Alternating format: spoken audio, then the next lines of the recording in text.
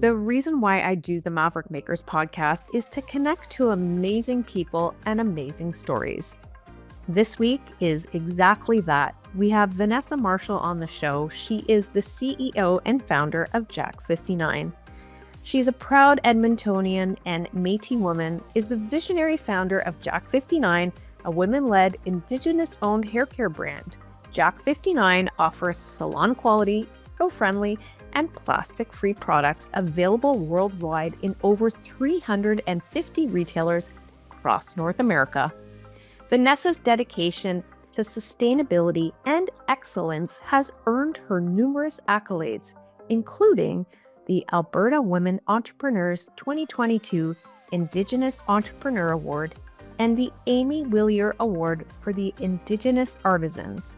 Jack 59 is also a certified B Corporation, reflecting its high social and environmental standards. You are absolutely going to love this episode, so, let's go.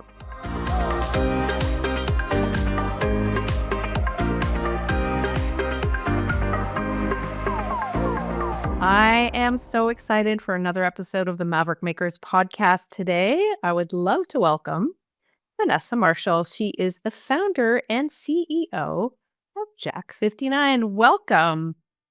Thank you, Michelle. It's a pleasure to be here.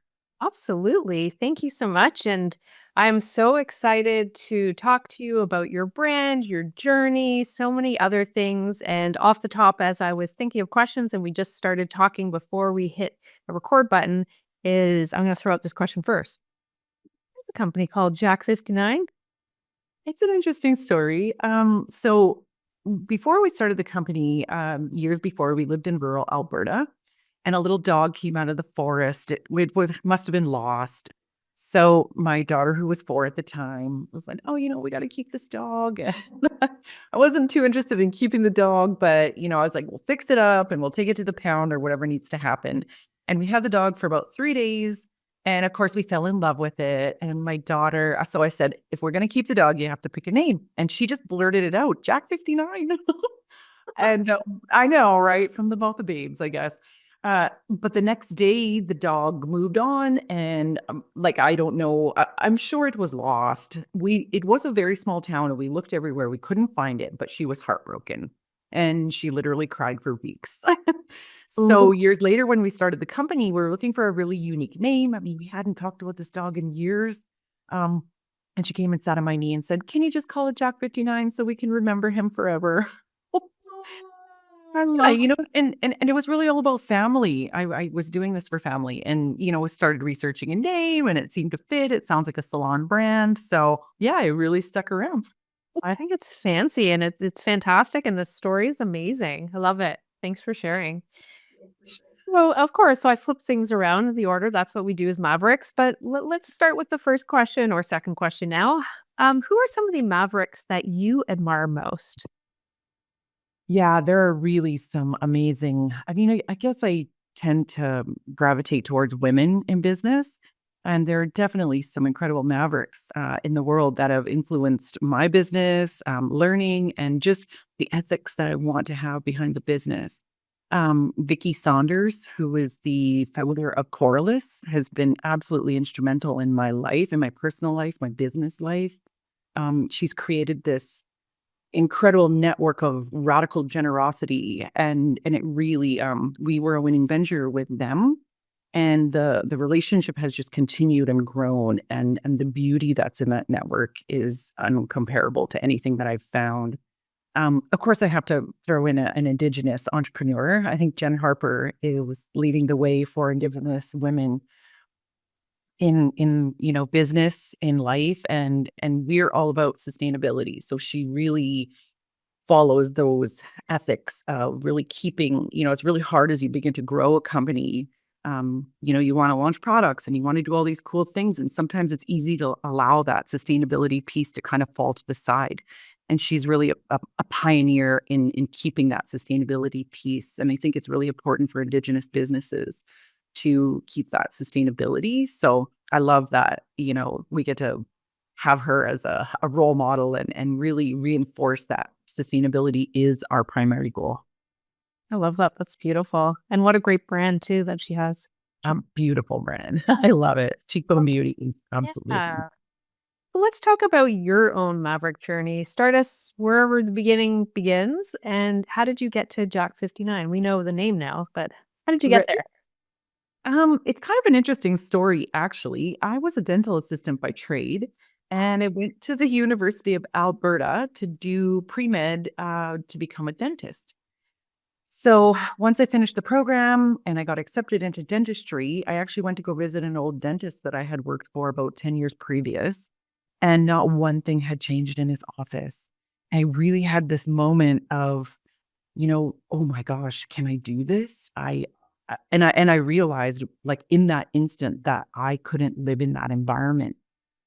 I mean, it's a huge responsibility to your patients, to your life. It's really, you're kind of chained to it. And I have this entrepreneurial spirit and, will to move around and do things and change and be flexible. So I actually withdrew from the program. Most of my family members are entrepreneurs. So it really was sort of in my blood already that I wanted to do something different. I have two children that are 18 years apart. So my son, as I was doing my dental assisting career, had, lived in the daycare setting before school, after school, and really until he was old enough to be on his own, he went through that whole routine. And I really didn't want my daughter to follow that path. So what I did was start, my family is a very hunter gatherer connected to the earth family. So my sister had been making some soaps and lotions, candles, some little beauty products that were very accessible to most people to learn how to make. So I sort of started dabbling, and it was a very expensive hobby for a couple of years.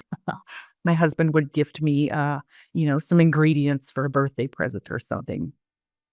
So, but really, it was sort of, that thing that you're coasting, and it wasn't really what I had passion behind. And we actually went on a vacation, and I purchased a shampoo bar because I was super passionate about the concept of it. But I sort of felt like I didn't have the knowledge to create what was really needed in the market. I wasn't happy with the bar that I bought. I really had to, you know, anyways, what happened was we were on a vacation on a beach. I was like, okay, this was terrible experience. Why is it so terrible? And I dug in and, really just got on my phone and realized with, my science background, I was like, wow, this could be done properly and this could be an amazing product. And it really was that aha moment that led us into the niche that we're in right now doing sustainable hair care. It was literally, and I stood up and I was all hot because we were on the beach and I almost passed out. And it was really like the spark that was really the spark that started Jack 59. Wow, I love that. That's an amazing story. And what do you think your biggest Maverick move to date has been? I'm going to share a story that was not a great experience because it got drug out for so long. So we do a lot of wholesale sales. So we started to bring on some bigger companies, which means that you have to give them terms. So we've given out terms to a number of companies, and I'm not going to name the company because that's not necessarily an important piece. The important piece is that so we had this PO that was out in the world. The terms had ended. We'd been asking them to pay, and they still were sort of ghosting us. They weren't answering. And then when they did answer, they'd send us to another person and say, "Oh, maybe, this person can help you." And this drove on for months and months. This was about 6 months, and we're not talking like a little amount of money. This was a huge amount of money for us. So this was coming up to September 30th. So if you're familiar with September 30th, we're in being an Indigenous brand. This was the day of truth and reconciliation. So really, I had exhausted all of my resources to try to get this money from this company. So I actually wrote them a very detailed, strong email and said, listen, if you don't pay this, we are going to launch a campaign on Truth and Reconciliation Day because you brought us on as an Indigenous brand to claim that you're doing better as a business and you're being inclusive and you're really trying to take care of Indigenous businesses, when in actuality you've actually done a huge disservice to us. And literally we had not talked to these people in probably 4 months, and never by phone call, of course. It was always, it's a huge team, you email. And anyways, I got a phone call within 5 minutes of sending that email, and they took care of the PO instantly, and voiced like, "Oh, you can't do that. It's gonna be very harmful to us." And I'm like, again, this is you're voicing this, that it's not about us, that it's about you, and it really isn't about you. I mean, we've given you the product, you've taken it, you've sold it already. I mean, it's been months. So, just do what you said you were gonna do. And yeah, so it really took a lot of courage, I guess, because it was also an email that could have ended that relationship. Mm. Right? So, yeah, no, it was, it felt good. I really had to take control, and we got some action out of it. It was unfortunate that it had to come to that, but, yeah, no, I was pretty proud that we actually had it taken care of. Good for you. I love this story. Are you still working with this company? We are. Yeah, Okay. we You flipped the script. So you basically said, I'm not sure, if you're realizing what you're doing, but you're having a huge impact. Yeah, Not it's a positive impact. not at all. Oh, And it was leading up to, our busiest quarter is the final quarter, and we're, stocking up on ingredients. We really need to have cash flow available to us. And it was, so it came in at a great time. It all worked out. And yeah, I'm really proud that I was able to stand up for, myself and Jack 59 and really get it done. good for you. And I think it's really hard as small businesses or entrepreneurs, or it's hard for bigger corporations to understand exactly where you mentioned cash flow and all these things. And to them, like, those, again, payment terms of 4 months to 6 months really impacts a business.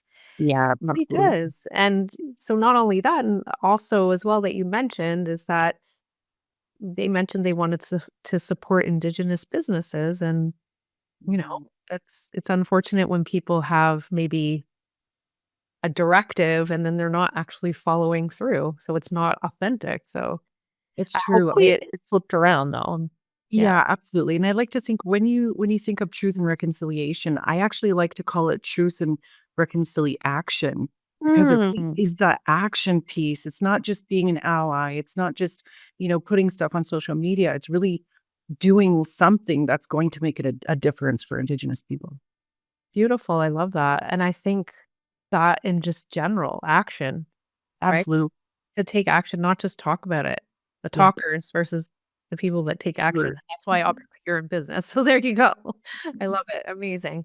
What do you think that pivotal moment was when you knew you had this amazing company and you're ready to scale? We our growth, okay, so it really happened through COVID. We had been, I started in my kitchen. My husband built me a little workshop in the basement because we were kind of growing, and it felt like we were having progress. And then COVID hit, and at the time we didn't actually have any packaging. I really wanted to be like fully no packaging, like absolute sustainability. But we had started wholesaling to a number of stores, and through COVID, um, people were seeing a clean planet. They were seeing rivers, become blue again. And it really, we had to move our location to an actual warehouse because the reception and the orders were flowing in so crazy. So we actually had to do a huge pivot, and we got packaging, we got a warehouse, and we were all like, "Oh my gosh, like this is it." It was like people, when people start finding you, that was really the moment. We're like, "Wow, did you see us in an ad?" And they were like, "No, I literally was searching for sustainable products." And it was just becoming this common thread of people who were really seeking us out. And yeah, that was really, when you start ordering, from bags of ingredients to drums of ingredients. It was, that I think that was the moment that we were like, "Oh my goodness, this is gonna be something incredible." And then we had to start growing our team. So I think that was Beautiful. And how does success feel for you right now? I'm sure there's such a sense of pride as an Indigenous woman specifically. There absolutely is. I'm so grateful for everything that we've accomplished to date. We have an incredible team and we have a lot of supporters. There is a little piece though that always is sort of sitting, and it's like we really are, behind the starting line compared to other businesses. We have a competitor in the US who started at the same time that we started, and she's so much bigger than we are. And really part of it's the market, but really it's connections. It's the people that and the people that can get you to where you're going. I, had I'll tell you a funny story. When I was so we had our first big uh growth. We were making enough money that I really needed a new vehicle. My income, I was paying myself. I had a great salary and I went to go try to buy a car. And I actually couldn't buy a car myself. They actually needed my husband to co-sign. And I was so like, this is interesting. It's one of those moments that make you really reflect on the situation and where you actually sit in the world. And I think, I just want to voice that, BIPOC people, Black, Indigenous, people of color, Latino people, they're really starting from, whether it's education, access to anything. I mean, I'm quite open that I had a huge, about 10 years of really hard addiction in my life. It's not who I am. I've gotten, past that. I'm celebrating 10 years clean in January. So that was just a piece of it. But, there's that generational trauma. My mother was in a residential school. It really, the the personal growth is a huge part of that. So, yeah, I mean, just to really emphasize that the success is absolutely amazing. I think that piece though that I'm really passionate about is getting other Indigenous BIPOC entrepreneurs that extra start as well that I didn't have in the very beginning. So we really love sharing that and amplifying and elevating other brands at the same time. So yes, the success is great and it's but there's a lot of weight that goes along with it. And I feel like there's just that huge piece of responsibility to share that as well. Mm. How does that responsibility feel? It's very mixed. There's very mixed emotions behind it. I get angry and I get um like there's so much more that everybody could be doing, that the huge companies in the world, if you just had some grants available, some scholarships, I'm not saying hand out free money, but really these people are here ready to work for it and earn it, so I think if the world in general had, that understanding that lifting up these people, like the Indigenous economy is creating billions of dollars. And if people just saw that instead of thinking that they wanted a handout, um, so yeah, I mean, and there's so many great pieces towards that.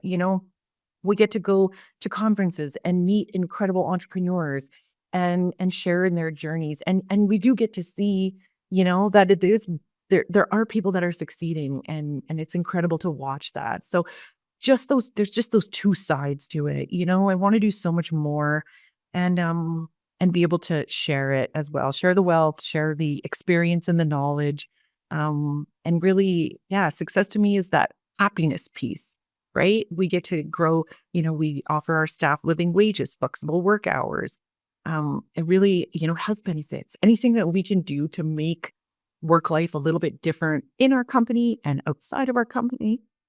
Just doing what we can. Beautiful. I love it.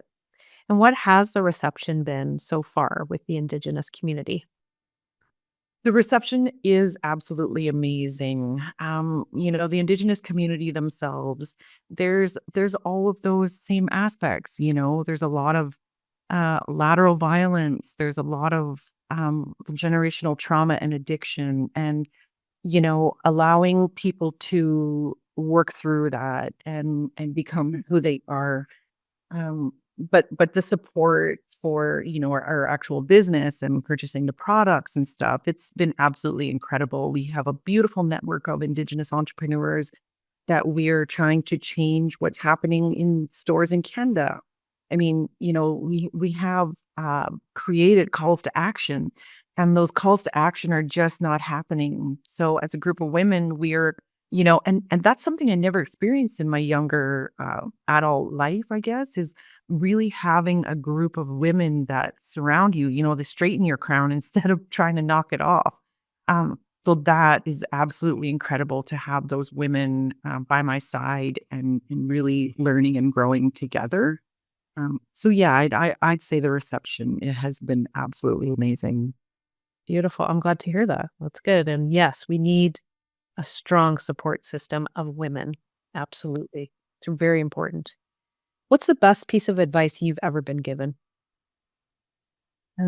Best piece of advice is take time for yourself. It's like such a small piece, but I actually one of my mentors in Corliss actually said, you need to take a full 10 days twice a year, and you have to disconnect from your business 100%. I've never actually been able to accomplish that.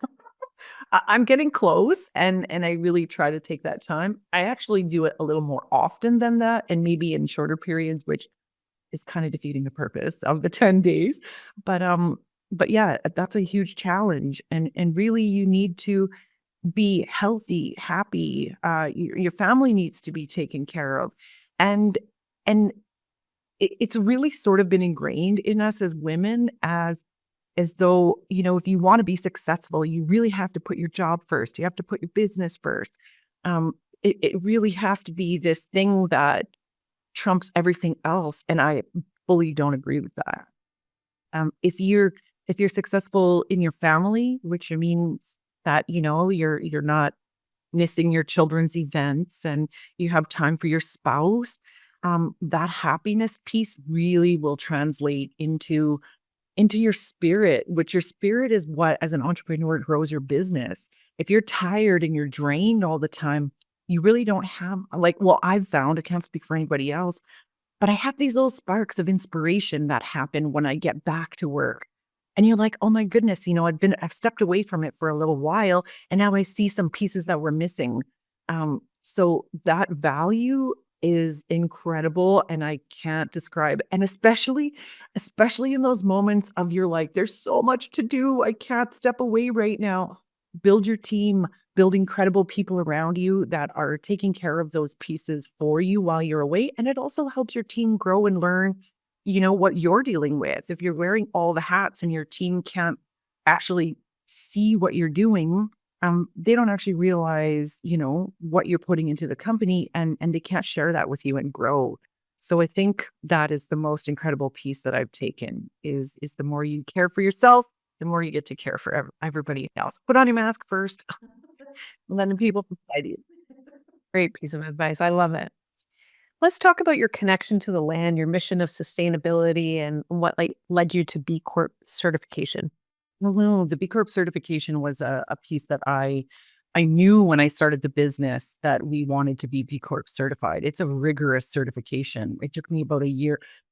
You can have other companies now that kind of help you through the process, but I wanted to do it myself, and really because it was so important.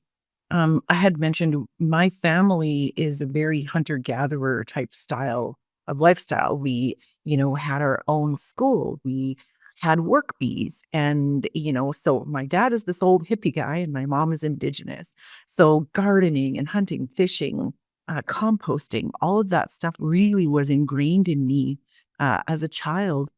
And, the piece that Indigenous people in their culture, you know, they are they're designed to take care of the land. The knowledge that is passed down from generation to generation, it includes how to take care of wildlife. All of the wildfires that are happening right now, there is a huge group of Indigenous people that are really trying to show the government there are ways that you can do this to prevent this. So that sustainability piece really comes down to taking care of the earth and, making sure that our children have the same plants and animals, the same access that, we have. We're not losing any of that. So really being an advocate and a warrior, so to speak, for the earth, I'm super passionate about that. And we really keep those ethics and goals because it is continual. You're always fighting. There's new beautiful packaging. People have these gorgeous packaging, and I'm like, oh, it's a combination of plastic and metal. It's never going to get recycled. So we also really want to teach people, to educate people to rethink product packaging. You don't need to have that beautiful bottle sitting on your shelf and then it gets thrown in the landfill. Really, we're creating products that when they're gone and it isn't contributing to that. So, one of the little pieces that we just updated recently is we've helped divert over 1 million plastic bottles from entering the environment since we started this. And I'm pretty proud of that. It's a huge accomplishment. So yeah, I mean, have you ever heard of the term grounding? Keeping yourself grounded? Mhm. I believe that literally comes from putting your feet on the earth. And of course, there's a whole science around it as well, but we always try to stay grounded at Jack 50. Beautiful. Wow, that's amazing work that you're doing, not only the product, but also what you're doing for the earth. So thank you. That's beautiful. Thank you. Yeah, I love it. Are you ready for the lightning round? All right. Whatever comes to your mind, go for it. All Okay. right. Sunrise or sunset? Sunrise. Okay. Dog or cat? Dog.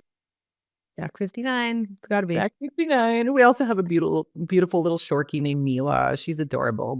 She was a COVID dog. Sweet. Favorite season? Fall.